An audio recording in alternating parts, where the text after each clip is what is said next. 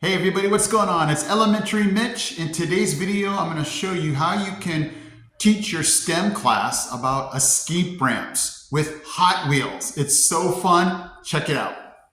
Okay, so which kid does not love Hot Wheels? Don't tell me it's just a boy thing. My students that are girls love Hot Wheels also, and they love to watch the cars go down the track. So what I'm going to do is leave you the link to the escape ramp video. What it does, it just teaches the kids what escape ramps are and the 3 different types that there are.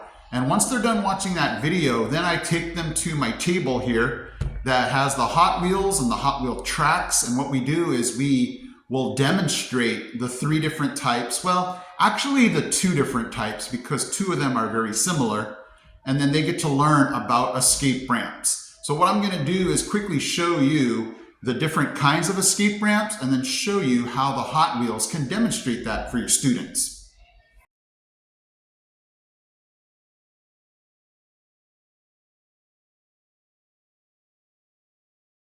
Okay, so if you're wondering, Hot Wheel track, I think it comes in like 6 tracks for $1 or $2. So it's pretty cheap. Hot Wheels are $1 a piece. And so I have my slope, I have the track coming down, and I ask my students, I say, how many wooden blocks would it take for the Hot Wheel to come down the track, go up, and come back down? We don't want the Hot Wheel to go off the track, so they might make a guess of 1, 2, or 3. Let's go ahead and test them all. Okay, so I have 1 block at the end of the track, and we have this Hot Wheel. So I tell my students, we will just let it go. We don't push it. And if it goes off the track, then we're going to need to add more blocks to gain more gravity. Okay, I've added 2 blocks now. So let's go ahead, let this car go down again. Okay, we saw that it's slowing down, but we still have the car going off the track. Let's add a 3rd block. Okay, we have 3 blocks now on this ramp. Let's go ahead and test this again. Oh, and we barely stopped the car. And what we learned is that some of the different Hot Wheels, like this Batmobile, actually took 4 blocks to have it go back down. So we were able to get a chance to talk about how Hot Wheels are even different. And then my students said, well, maybe this one is heavier, so it went faster. Maybe the wheels, spin faster. So it was a great conversation to have why some cars took 3 blocks and some cars took 4 blocks, like the Batmobile. Okay, the other 2 can kind of be combined. The other 2 is going to be the sand pile bed escape ramp, and the other one's going to be the mechanical arrestor escape ramp. And they're very similar. The sand pile bed is basically where they just put rows of sand or gravel, and it just makes the car or truck just they're almost like speed bumps, but they're meant to slow the car or truck down as it progresses down the bed.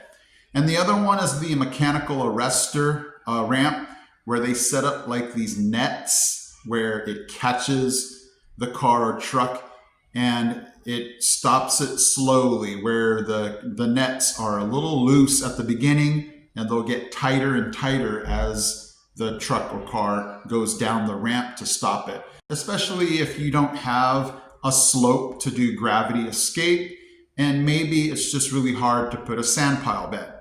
So both of those are going to be shown now with Lego bricks. And you can kind of find your own materials, but kids love Legos. And so we're going to use them to demonstrate the mechanical arrestor escape ramp and the sand pile bed escape ramp.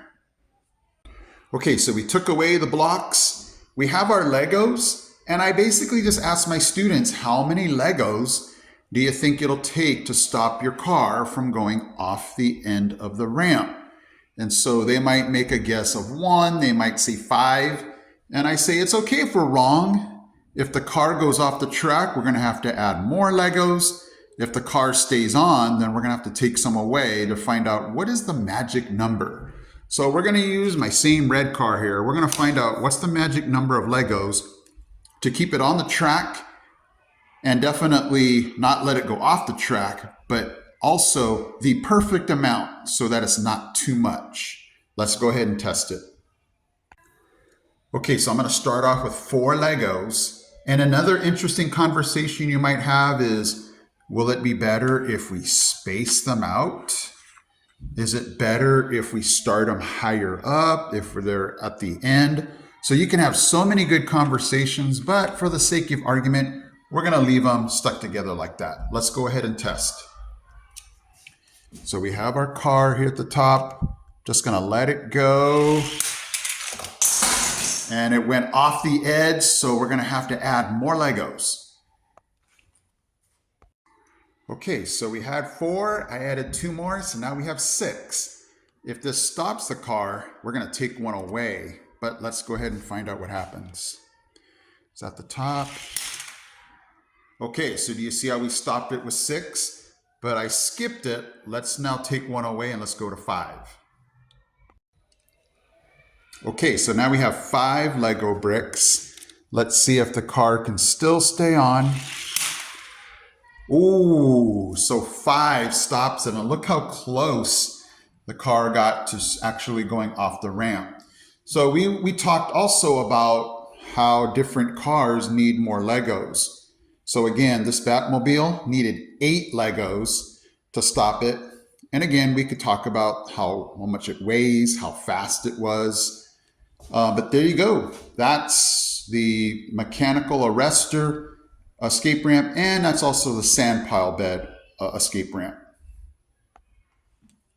Okay, so that was a lot of fun. Guys, I love Hot Wheels. I love Legos. So the kids can just see my passion come out. I'm like, go, let's try it again. Let's test, different things. So definitely, if you get a chance, test, putting the Legos higher up, farther down the ramp, spacing them out. There's so many conversations you can have on, what's the better solution rather than just stacking them like that. So it's so much fun, you guys. Hopefully this can give you some creativeness to even take this even further. Let me know definitely in the comments if you thought of something that we can add to this demonstration. But it's just so fun to test because the kids are not realizing that they're being scientists. They're testing different solutions to see what's the best way. So it's just so awesome, guys. Hopefully you enjoyed it. I'm Elementary Mitch, and I'll see you in my next video.